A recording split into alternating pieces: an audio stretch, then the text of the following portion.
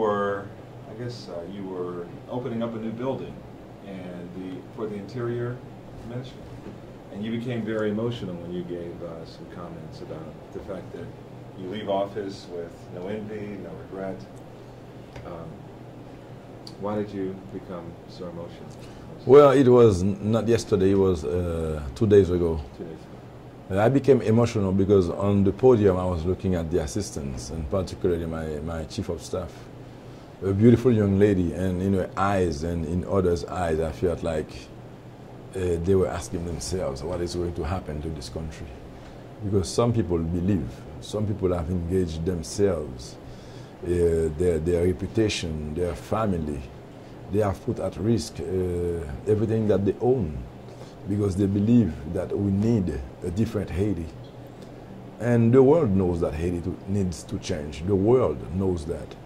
I don't think we have too much of a good reputation. I don't think they use the right qualificative words talking about Haiti. I don't think they show the proper images of Haiti. So many people want Haiti to be perceived otherwise. And there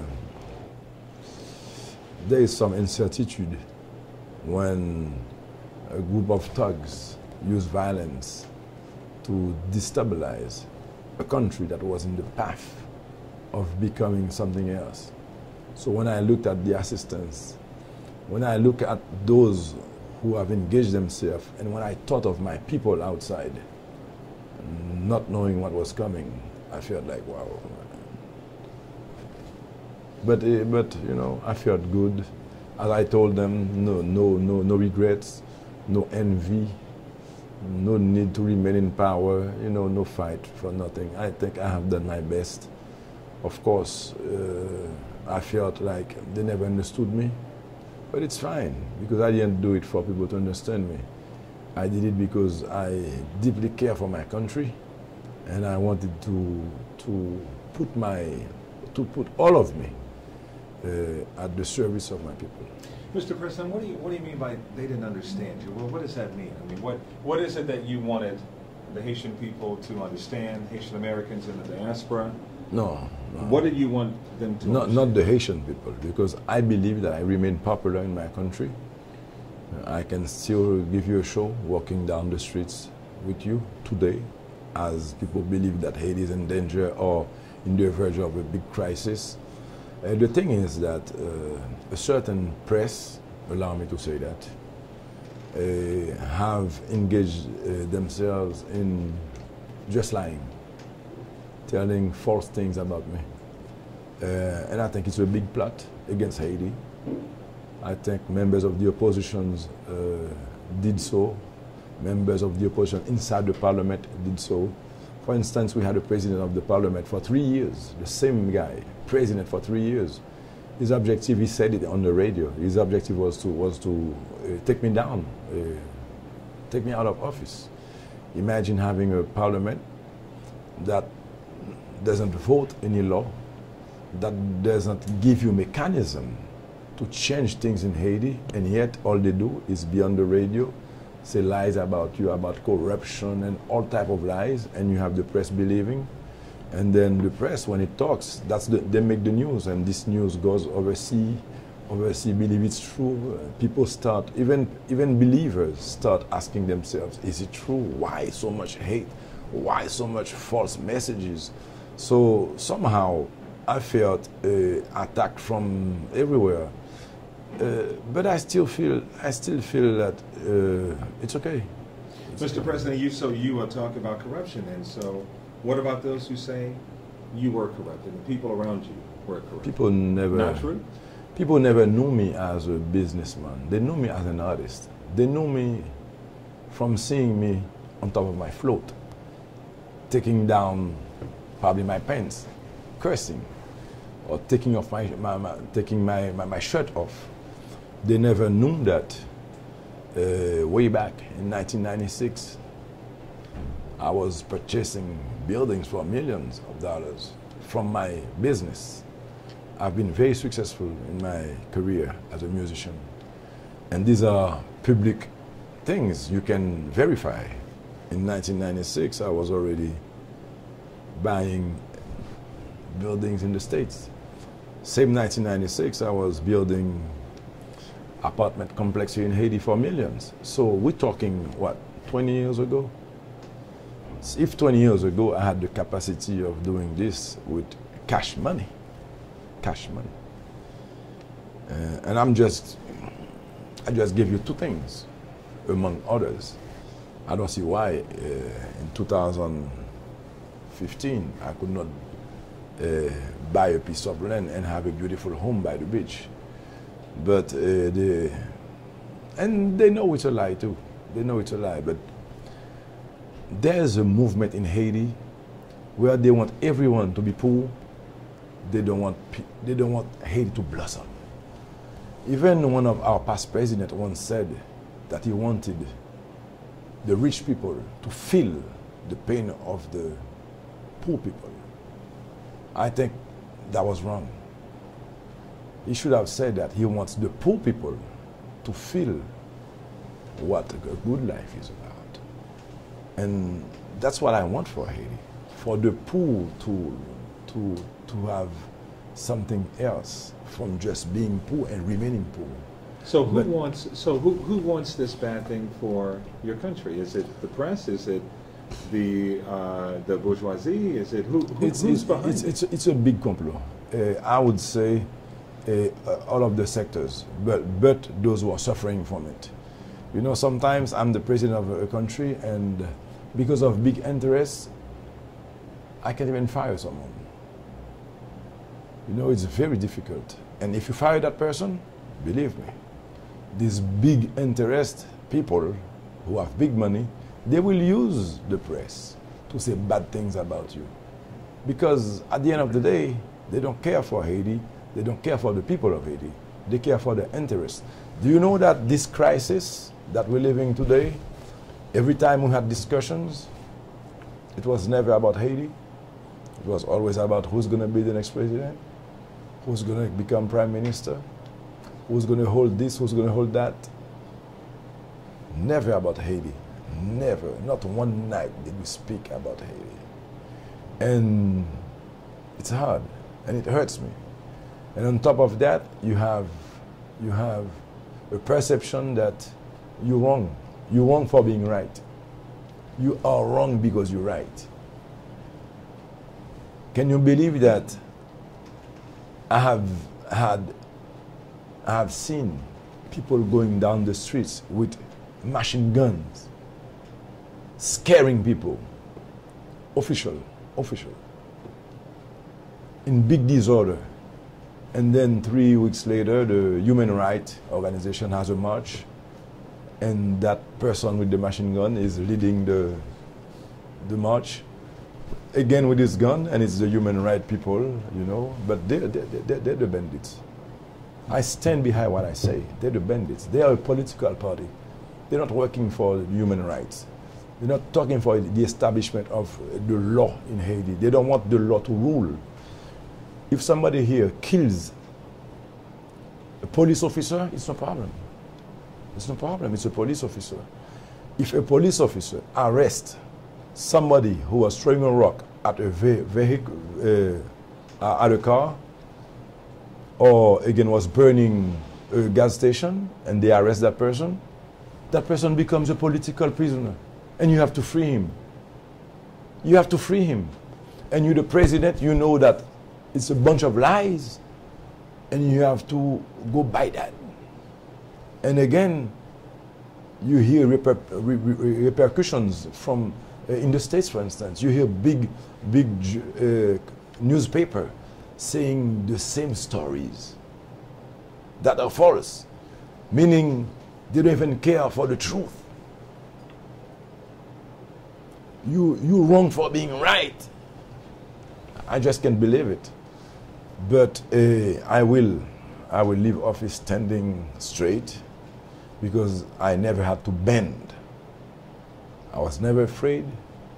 I was never scared. Of course, at the time of departure, I had to agree on a deal so we allow Haiti to pass that uncertainty, how do you say that moment of doubt, I wanted to be part of those who work, who invest in stability, because I understand the need of keeping Haiti stable for investment, keeping Haiti stable for tourism to come here, keeping Haiti stable so we stop sending wrong messages. So I was part of that deal. But Haiti has suffered great loss because people who never wanted elections are about to probably get the power again without elections, because they forced me into a deal. Poor Haiti. What a failure from everyone who is talking good about Haiti, from everyone who has a dream for Haiti. What a failure. But myself, again, I will walk out feeling good about all the energy that I have put into trying to make Haiti different. Mr. President, if Jovenel Moïse does not get into office, do you fear that you might have to go into exile, that you may have to leave your country? It was never about Jovenel Moïse, exile or leave the country. I've lived outside of Haiti whenever I wanted and for long periods. Right now, as I'm speaking to you, I have my place in Florida. I always had a condo there because when I was an artist, I needed a corner where from there I would go to Paris, from there I would go to the islands, from there I would go to DC, to Boston. So I have my place. I can live anywhere. Now, telling you that if Jovenel Moïse is not president, I have to go into exile is predict something that I don't foresee. You know, I am in my country. I benefit of a popularity that is positive. People believe in me. Of course, there are bandits who want to scare me, or again, make sure I'm not there just in case I might feel like running again. So the only way to stop me from that is to get me out. But, you know, I'm on a mission. I believe not anybody can be president. And particularly me, coming from where I was, I should not have been president. However, telling you what will happen tomorrow doesn't depend on people. It depends on that big guy who has organized everything, who has allowed me to become who I am. And if the mission is not over, nobody will be able to stop me, either from living here, living in Haiti, or even becoming president again. Or sometimes the path wants you to go into exile and come back as the savior again. Who knows? So you would run again. Do you plan to run again? I'm not out yet. So before we talk about running again, let's talk about, first of all, taking a big break, and secondly, help the movement, because I might not be president, but I have a movement, and help my movement strengthen itself and keep the fight alive. It's not about me, it's about a movement, it's about an ideology, it's about a new Haiti. It's about a Haiti where people go to school. It's about a Haiti where the kids today, instead of being in the streets, they have access to education. It's about, even when you offering education, they have no means to go to school. It's about giving them free transportation. It's about fixing the quality of the education. And those are the themes that I have built my mandate on. And we need to keep that fight alive, because only with new people, new mentality, can Haiti change.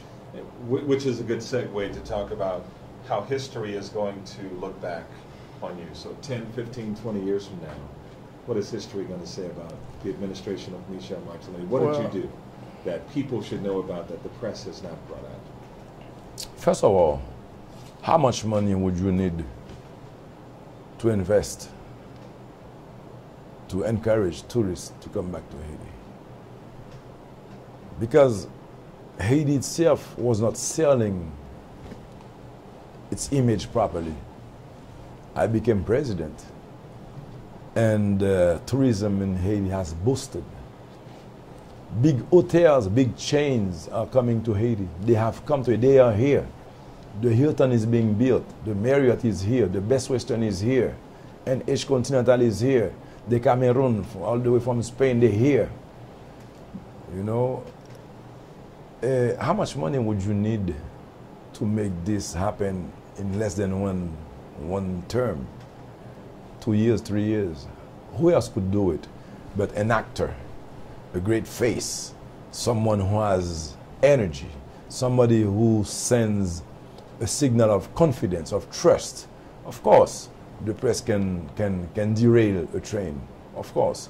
But people who know me, our partners, the international community, they know, for instance, there was no fraud in the elections. They know that when Martelly says yes, it's yes. Because when it's not yes, he says no. Martelly says no to the big powers, to the US, to China, to anybody. It depends on the belief, not how strong you are. So Martelly will say yes when it's yes, and he will also say no when it's no. He will say no when it's no. So I'm somebody who enjoys the trust of our partners. They enjoyed working with us. Often I've heard that my team, it was the first time that Haiti has a team of ministers, of workers who had things to say. You know, I become president, I go to the CARICOM, and then Haiti has a representative to talk in its behalf. It's when I become president that I say, okay, Haiti can talk now. Haiti has a voice now. The president of Haiti will speak on behalf of Haiti. And at every summit, I've done the same. When was the last time a president of Haiti was invited to an economic forum, and he goes there and he's part of the panel and he says his view and he's being applauded? When was the last time you saw that from a Haitian president? When? It never happened before. You know, I have changed things. Of course, darkness, you know, and it happens. It happens. Many countries go through bad times. It's worse for us because we haven't left the ground yet. The building is not showing up yet, and again we have another earthquake. You know what I mean? But there are some groups here who really are taking Haiti hostage, and it's very difficult. The other day I was sitting here and I had a senator, a friend of mine, looking at discussions that were taking place in my office. And I was amazed when that guy said, this is what being president is about? That's what it is? Meaning, people think that when you're president, it's about fun. It's about having privileges, you know, laughing and smiling, partying, having the rich surrounding you. This is when you're not working. This is the real situation when you don't care. This is the real situation when you're not a responsible person. But with so much crisis in my country, so much things to be done, so many things, I will always remind you that in many places, people do not have access to clean water. But let's not say many places. Most places in Haiti. And then you're doing politics, lying, defamation. Okay, all right. There's an opposition. What's their plan? What's their plan? What have you heard about the opposition's plan? People are complaining about my carnival song. We're talking about your song now. The Washington Post really criticized your song and said, you should not have released it. It's too sexually explicit, and this is not something that a president does. What are your thoughts about it? Well, first of all, they calling my song sexually explicit. I don't know who in that newspaper speaks Creole. I don't know who translated my song for them. You're talking about my song. I know my song. There's nothing sexually explicit about my song. Is it wrong? The thing is, I called somebody Tilili and they decide that I'm talking to a journalist. I might be.